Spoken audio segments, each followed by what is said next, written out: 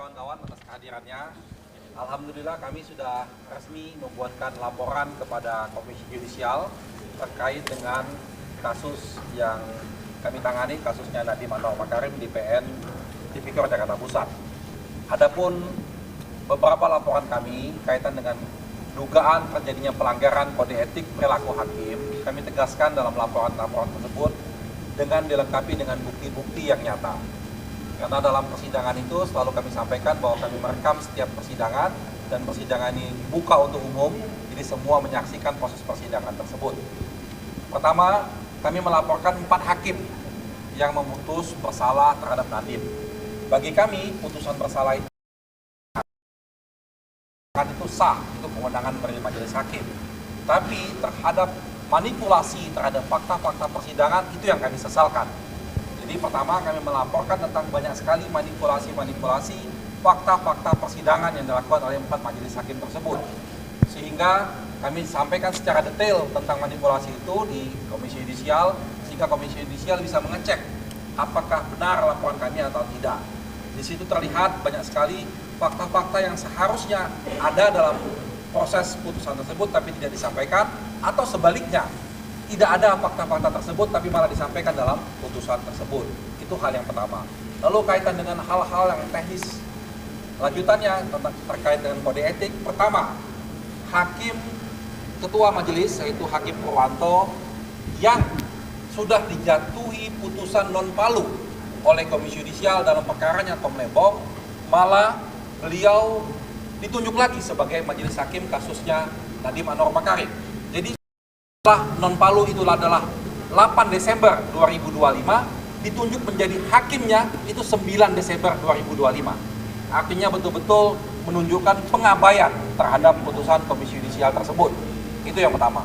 Lalu yang kedua, Hakim Purwanto dan Hakim Sunoto menunjukkan betul sikap keberpihakannya, tidak melakukan imparsial dalam proses peradilan ini.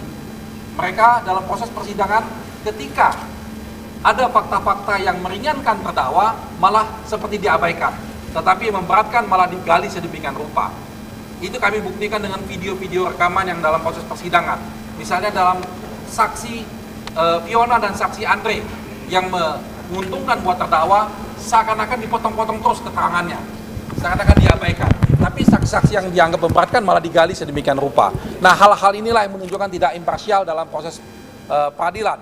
Dari awal, Hakim Sunoto dan Hakim Purwanto menunjukkan betul bahwa seakan-akan sudah mau menghukum. Teman-teman juga ingat bahwa dalam proses persidangan ini terjadi juga ketidakadilan itu, seperti misalnya kami pernah melaporkan juga ke KY, jaksa diberikan kesempatan sedemikian banyak untuk menghadirkan saksi, sampai 50-an, kami baru 5 dibatasi, ini stop. Nah inilah, hal-hal ini sudah kami laporkan dulu ke KY dan ini kita follow upin kembali laporan ini, kaitan dengan hal-hal itu. Lalu ada 2 hakim, Hakim Erusman dan hakim satu lagi itu, yang selama persidangan tidur di persidangan. Dan kami punya bukti rekamannya. Bagaimana mereka memberikan pengamatan kepada proses persidangan kalau mereka tidur. Dan ini, karena ini memang direkam, jadi mudah untuk dibuktikannya. Lalu hal-hal yang lain tentang bagaimana keproporsionalannya hakim salah menggunakan teori-teori hukum, itu juga kami laporkan. Jadi kami membuat laporan itu lengkap dengan bukti-buktinya, kami juga siapkan PPT-nya, sehingga kami harapkan Komisi Yudisial bisa memfollow upin laporan ini. Dan tadi kami sudah ketemu dengan Ketua Komisi Yudisial, beliau berjanji akan menanggapi laporan ini dengan sebaik-baiknya. Mungkin itu dari saya, tambahan dari Pak Dodi. Silakan Pak. Ya, terima kasih. Dengan laporan ini, kita mengharapkan adanya perbaikan. Ya. Tengah Pak. Ya, laporan ini sangat dibutuhkan untuk melakukan penyempurnaan, perbaikan dalam proses peradilan. Karena proses peradilan ini bukan hanya saja untuk mencari keadilan, tetapi harus bisa menemukan keadilan. Nah, apabila proses peradilan seperti yang tadi disampaikan rekan kami Pak Ari dilakukan seperti itu ya, tidak imparsial, kemudian tidak profesional, artinya majelis tidak memahami masalah-masalah yang sedang diperiksa, kemudian juga bersikap yang tidak seharusnya, maka ini akan memberikan suatu image yang kurang baik dan memberikan suatu rasa adanya ketidakpastian hukum. Kita sudah melihat bahwa media-media internasional, reaksi dari internasional, dari Australia, dari Amerika, sudah memberikan komentar mengenai bagaimana jalannya persidangan seperti yang tadi disampaikan oleh rekan kami, Pak Ari. Nah, oleh karenanya momentum ini harus dijadikan suatu titik untuk melakukan reformasi di dalam proses peradilan kita yang beberapa proses peradilan terakhir ini telah memberikan sesuatu hal yang kami nilai kurang baik. Ya. Bukti-bukti sangat jelas karena era teknologi ini semua direkam, ya, semua bisa diamati. Nah, apabila hal ini tidak direspon dengan baik antara Komisi Yudisial dengan Mahkamah Agung, maka persoalan ini akan kembali berlarut-larut.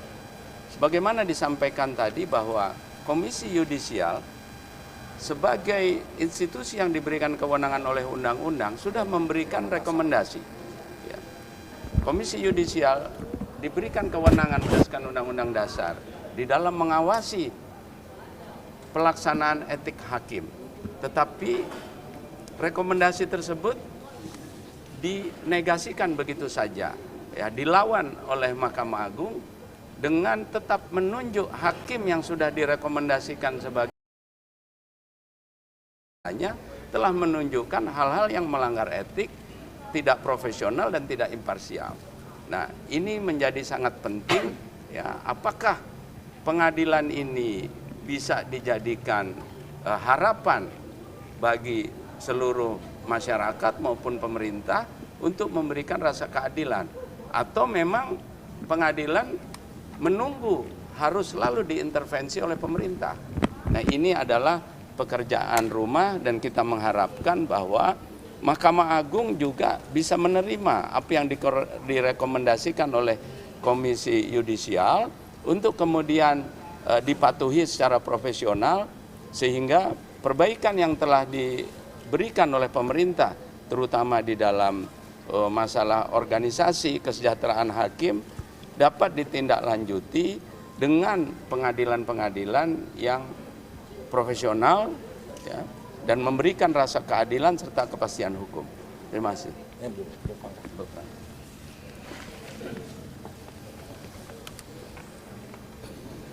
Selamat siang teman-teman media semuanya. Terima kasih atas kesediaannya hari ini untuk hadir bersama kami. Alhamdulillah kami hari ini telah melaporkan dan juga memberikan laporan sesuai dengan keterangan Pak Ari dan Pak Dodi barusan. Saya hari ini hadir bukan hanya sebagai istri dari Mas Nadiem yang lagi mengalami satu perkara, tapi juga sebagai warga negara. Kami sudah menjalani ini 1 tahun ya. Suami saya sudah ditahan sejak 4 September 2025 dan kami telah mengikuti dan menjalani proses hukum sebagaimana mestinya. Kami menghargai setiap perjalanan tersebut dan tentunya di bagian akhir kami mengharapkan keadilan untuk dapat ditegakkan. Hari ini kami juga mempercayakan kembali bahwa keadilan tersebut dapat kami dapatkan dalam institusi-institusi yang memang sudah di peradilan ini harus ada. Sehingga karena amanah itulah yang diberikan kepada mereka-mereka yang ada di dalam institusi ini, kami hadir di sini untuk terus mencari keadilan tersebut. Terima kasih. Ya. Oke ya. Satu hal lagi tadi kami juga sampaikan tentang sikap hakim ketika mengakhiri persidangan yang lagi rame juga viral, itu juga kami laporkan. Itu seharusnya majelis hakim memberikan kesempatan menyampaikan menerima banding atau pikir-pikir. Tapi dalam kasus ini Majelis Hakim tidak mengizinkan. Bahkan rekan saya Pak Dodi sudah mengingatkan kepada hakim untuk melakukan itu, tapi mereka mengabaikan. Sehingga muncul kesan kami menduga hakim di bawah tekanan. Hakim ada yang tertekan, hakim merasa ketakutan. Itu dugaan kami. Sehingga itulah kami sampaikan kepada Komisi Yudisial agar supaya ini diselidiki. Apa benar ada tekanan, ada kekhawatiran dari para majelis hakim yang memutus bersalahnya Nadiem. Seperti itu. Oke? Pak, kemarin Wakil Ketua DPR belum lama ini menyampaikan ucapan selamat ulang tahun terhadap Mas Nadiem. Apakah tim pengacara menduga akan mendapatkan pengampunan gitu Mas Nadiem atau bagaimana? Kalau kami dari tim pengacara tidak bisa mengomentari itu karena itu bukan ranah kami ya. Kami mengharapkan paling tidak beliau sebagai pimpinan DPR mengatensi kasus ini supaya jangan sampai ada upaya-upaya penekanan-penekanan, pengarahan-pengarahan yang membuat hakim-hakim ini menjadi tidak independen, tidak bebas dan tidak lagi profesional. Kami harapkan hanya itu kepada beliau-beliau yang di DPR. Kita harapkan di negara ini ada kepastian hukum sehingga investasi bisa masuk ke negara ini dan ekonomi kita semakin membaik. Itu harapan kita. Tapi akan mengajukan pengampunan nggak sih Pak ke Pak Presiden gitu? Kalau itu kan hak prerogatifnya Presiden. Kewenangan beliau. Artinya apakah diajukan atau tidak diajukan itu belum wacananya belum ke sana karena ini masih proses hukum, masih proses banding dan kasasi segala macam. Sehingga tolonglah lihat bahwa kasus ini ada masalah dalam proses penegakannya supaya betul-betul ada kepastian dan keberanian dalam hakim memutus perkara ini.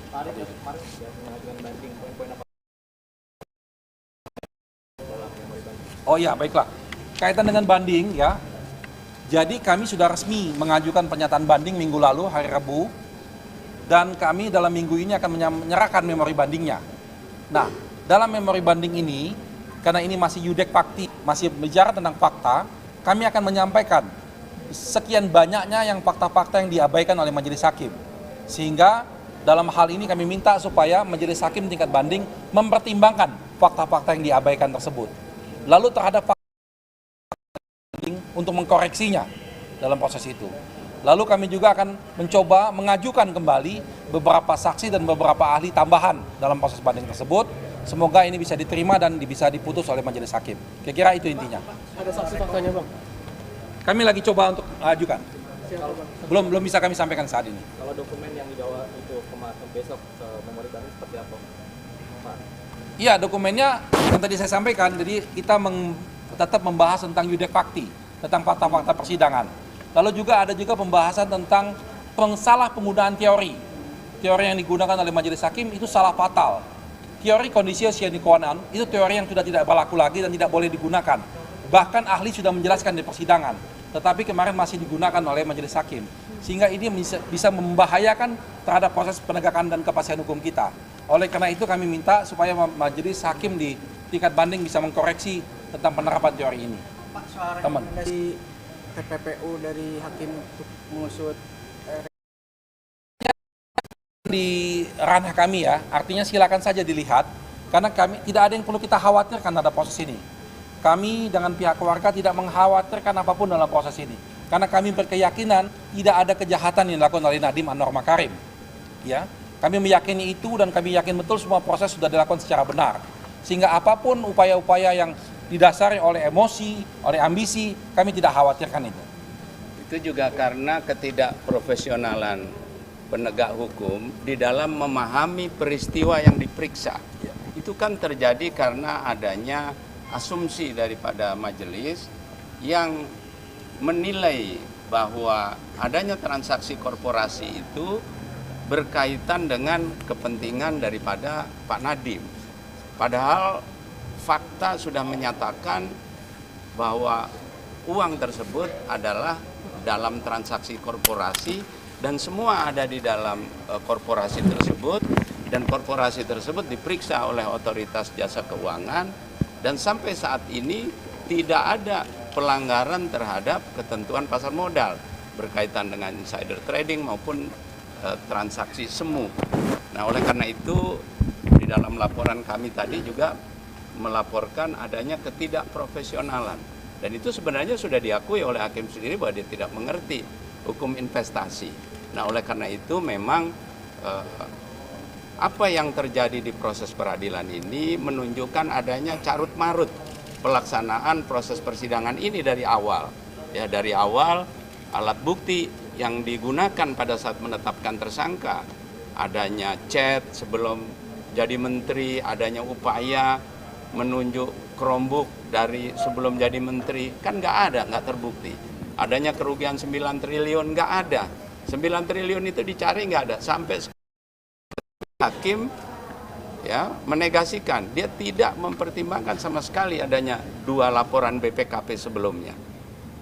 Kemudian dia juga tidak mau mempertimbangkan adanya surat pernyataan jaminan mutlak yang jelas-jelas bahwa apabila ada kemahalan ya, dikembalikan. Nah, ini kan menjadi pertanyaan, apakah memang dari awal mereka sudah mau menjatuhkan hukuman? Nah, begitu juga mengenai sekarang. Bagaimana nasib 1,5 juta Chromebook yang saat ini masih digunakan ya, untuk proses belajar, untuk proses asesmen, untuk proses training guru, untuk proses administrasi sekolah, untuk proses penilaian sekolah. Nah, ini yang harus kita berhati-hati. Jangan-jangan permasalahan ini adalah untuk ya ditumpangi oleh penumpang gelap untuk memanfaatkan hal-hal yang lain. Misalnya dengan adanya Chromebook ini, Departemen Pendidikan tidak perlu lagi mencetak buku. Berapa triliun anggaran cetak buku nggak ada lagi. Ya, nggak ada lagi harus mencetak buku. Tidak ada lagi bimbel-bimbel. Kenapa? Karena sekarang semua orang tua nggak perlu mengirim anaknya ke bimbel. Sehingga apa? Menghapus kesenjangan antara murid yang kaya dengan murid yang tidak memiliki kemampuan. Kalau dulu yang kaya bisa masuk ke sekolah-sekolah tertentu. Nah, dengan adanya pemerataan kesempatan ini, maka tidak ada lagi diskriminasi. Mutu pendidikan, pengajaran, semua sama karena tersentral melalui CDM, melalui Chromebook pengajarannya. Jadi materi yang ada di Banda Aceh, di Jakarta, di Papua, di Ujung Pandang sama. Nah, ini pengadilan menutup mata. Nah, ini yang hati-hati, jangan-jangan ya jangan sampai perkara ini ditunggangi untuk kepentingan-kepentingan tertentu. Karena ada anggaran triliunan rupiah yang tidak lagi bisa digunakan karena adanya Chromebook ini. Terima kasih. Mau sampaikan ya? Saya ingin berterima kasih kepada seluruh dukungan, doa, perhatian, dan hati yang telah diberikan kepada suami saya dalam perkara ini selama 6 bulan, 7 bulan kami bersidang. Saya juga di sini ingin menyampaikan bahwa perjuangan yang kami tetap kerjakan sampai hari ini, hadir di sini bersama-sama dengan seluruh tim PH kami adalah satu perjuangan untuk semua kasus, untuk semua orang yang sedang mengalami hal yang sama. Karena hak untuk mendapatkan keadilan adalah hak kita semua. Dan saya masih yakin, saya masih percaya bahwa sistem kita masih bisa kita harapkan. Mohon doanya semuanya. Terima kasih banyak. Selamat siang. Terima kasih ya. Oh, belum. Lagi dia